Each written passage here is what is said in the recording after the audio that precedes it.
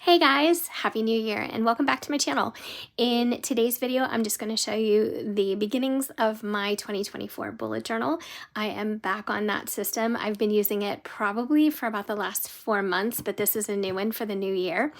And I just want to catch you up on what I've been working on and some changes that I'm making to my process when it comes to budgeting and planning, and also just catch you up on life in general.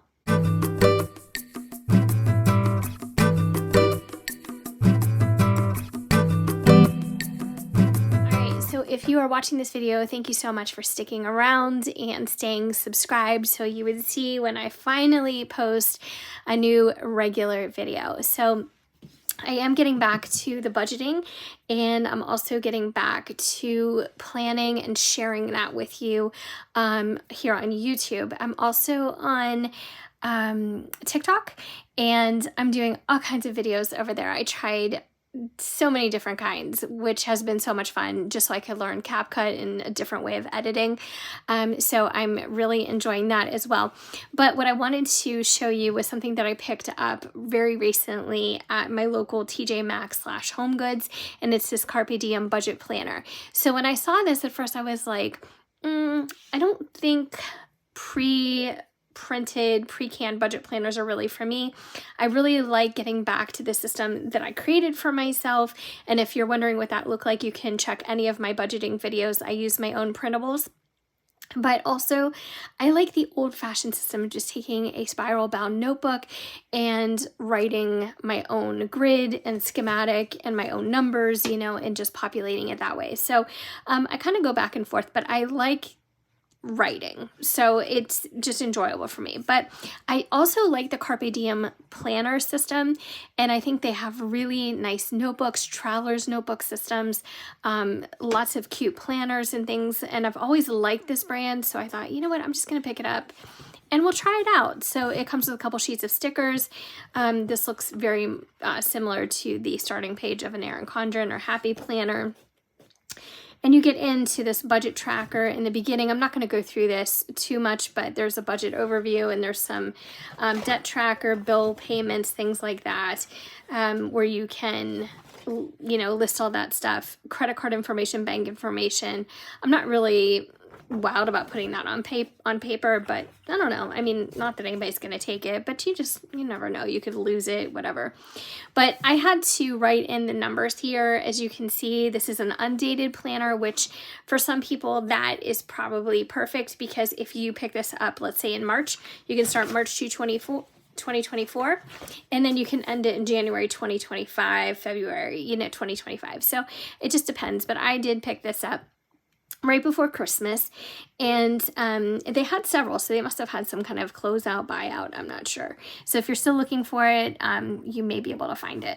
So I wrote in all the dates for January, and then the first page that you get into is your monthly budget, and there are four lines here to list your categories of income. And for a lot of us, that's not enough because we have several paydays or we have dual incomes. We have different income streams, so this is part of the reason why I needed to make my own budget planner, my own budget printables way back in the day, because I needed something that actually captured all the space and the items that I needed to track. So here you have your fixed expenses, over on this page, some varied expenses, and it just goes on like that. And then here is just a generic expense tracker, like if you were going to write down when you went to Target or when you went to a restaurant. And then monthly bills checklist, some notes, and yeah, you get into, February goals, and then you get into February. So I did not write in any other dates for this. I just started it just as a visual. So I'm going to try this out. I'm going to try and make it work for me, but we'll see. I'm probably going to do in tandem just a spiral bound notebook. I mean, I'm just getting back to the basics because it's been a long time since I have organized things in such a way that I can share them with everybody, because ever since I stopped doing videos last year, I got back into the habit of writing very sensitive information. Like, I always share my income with you, so it's not that. I mean, that is transparent. But other things like, little notes and things that are just personal. So I'm going to get back into the notebook system. So here's my bullet journal, and I've been working on my spreads for 2024, of course. And this, just starting off to say, this is a really nice journal option, and it's so affordable. If you have a Michaels close to you, or if you even choose to order online, these are like $9.99. And a lot of times they're either buy one, get one half off, or they're half off in general. They have such great deals, and they have like every color imaginable. So this has 180 pages, and I believe the paper quality is 120 GSM.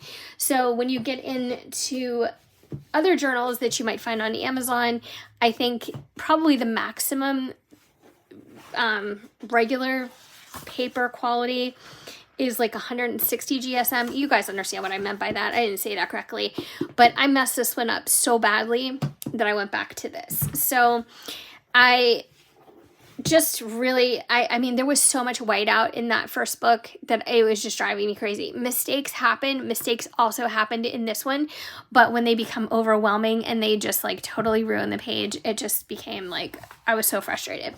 So let's get into this. This is my kind of future log, a year on 2 pages. This is really nice. I like this setup. I like that it allows you to write important dates down, birthdays, things like that. And then I go into a monthly highlights schematic, and I really like how this looks. This is new for me. This is not a layout that I have done or used before, so I'm excited to see how this turns out. So I have 6 months, and then I have the second half of the year here. Now, that being said, I don't even know if I'm going to be able to have an entire year in one notebook or one journal. I think that I'm probably going to end up having to create at least one more for the year, but I'm still going to do the whole year because I like to be able to see everything at once. And then here we get into January's month on 2 pages. And I really, really like this. This is where I would plug in a little bit more detailed information, like some work meetings, deadlines, things like that, paydays. That's not something that I would track on these first pages because I save this for things that don't change. So I wouldn't put a meeting on here. I would put birthdays, anniversaries, holidays, things like that. So I save this for the kind of like the fixed dates and important things. And then here I get more into the detailed and things that are variable or that could change month to month. So I have a little goal section over here for the month. This, I'm not even sure what I'll do here, but I don't know if it's picking up or if you can tell, but I have a lot of whiteout situation going on here. So I told you there's definitely mistakes, but that's okay. Mistakes are okay. When they become disasters, that's when it's like, okay, I have to abandon the journal. I mean, it just becomes too much. So then a notes section. And here, this is my first weekly spread. And again, you can see I totally messed up here. This is really driving me crazy. So I'm almost tempted to put a sticker here. And I don't like to use stickers in my bullet journals just as a rule because I like to save it for things that I write, draw, create all myself. But there's nothing wrong with using stickers. It's just not something I've done before. But I may be doing it in here just to hide some of the glaring errors. So over here, you have the entire week and you have a little section for each one. This is something that I'm not crazy about, is splitting or dividing Saturday and Sunday. I think that Saturday and Sunday for me still remains, if you guys remember my old videos talking about this, the days of the week where I get the most done personally. So I work, at an 8 to 4 job, 8 to 5, whatever you want to call it, on Monday through Friday. And so the majority of my days during the week are taken up by my job. And so here's where I try to squeeze in all the things I need to do for my personal life, for home life, outside of work. And so this doesn't really afford me the amount of space that I like because I do my laundry, my errands, my grocery shopping, if I do any meal prepping, fun things, everything happens on these 2 days. So I'm not a fan of that, and I might end up changing that as we move forward. But getting onto like this dashboard page, I really, really like this because it has a section for a lot of the things that are important for me to track. So have the week and the dates up here, then a little block for projects. And I don't know how much I could put in here, but I'm thinking personal projects. Like I just finished a diamond painting, which I absolutely am in love with. That hobby is just getting me. I love it. And I have a cross stitch kit that I'm getting involved with, or maybe I just want to concentrate on updating my bullet journal all week or my planners. And then here, currently reading, I just finished a book called The Coworker. It was good. I mean, it was not the best suspense novel I've ever read, but I'm just happy to be reading again. So I'm trying to get back into my old habits and my old hobbies, things that I enjoy and things that can reduce anxiety and stress and provide some distraction from the everyday. Here is a meal plan. So this is just where I'm going to track the dinners of the week, whether we eat out, we order in, we cook, whatever it may be. This is where I'm going to list that. So I have a Monday through Sunday. An entire section for random notes or maybe things I need to think about for next week. And then down here is kind of like a habit tracker. I don't know why that phrase bothers me so much because there's nothing intrinsically wrong with saying habit tracker. I think I've just heard it so many times in books, videos, everything talking about habit tracking. So I just put this week, and these are some of the things that I like to concentrate on as far as enhancing health. So, getting enough water, some of my vitamins and medication, things like that. If I did my skincare, some green juice, if I packed my lunch, my Pepsid. So I do have ulcers. I know some of you probably remember me complaining for more than a year about stomach issues. And two things, we found I had peptic ulcer disease, and I also have an umbilical hernia, which I'm getting fixed on January 18th. So I'm going to be off for a while for a surgery. And I'll talk more about that. And then reading, and then I just have my Monday through Sunday here that I can check off. And then this, I said notes just because it was so much space. I didn't know what else to put here. So I just, if I have to write anything down there, like, I don't know, refill this, like my Pepsid, I do get it generically as a prescription, refill prescription, or buy more vitamin C, whatever it might be. So I think that could be handy. And then as you can see, that is where I left off. So I have to plug in the remaining weeks of January so I can at least complete the whole month. And there's some other things that I want to create as far as schematics go and layouts for the month of January. And I'm going to be repeating whatever I do throughout the year. So every month is going to have its own section of pages. This I might do a little bit differently for February. I'm not sure. We'll see how I like it. But overall, this is my new deal. So I'm happy to be getting back into it. I find that tracking and journaling and planning just really makes me happy. It makes me feel accomplished. It makes me feel organized. It makes me feel just good about my day.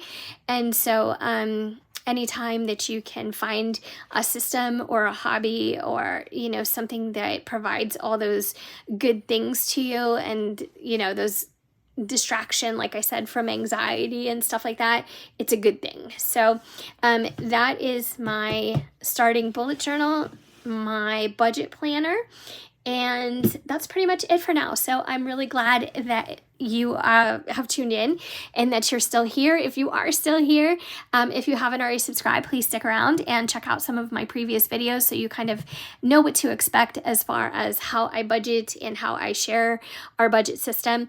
And lastly, I just wanted to mention we did move. And so we are in a different house. I know I talked about that forever too, and it was almost like, okay, do it or don't do it. My mom is living with us now. She's been living with us since January. And it's been a better situation. We did move into this house the first week of September, I believe, right around there. So we're still kind of, getting used to it and, organizing and unpacking.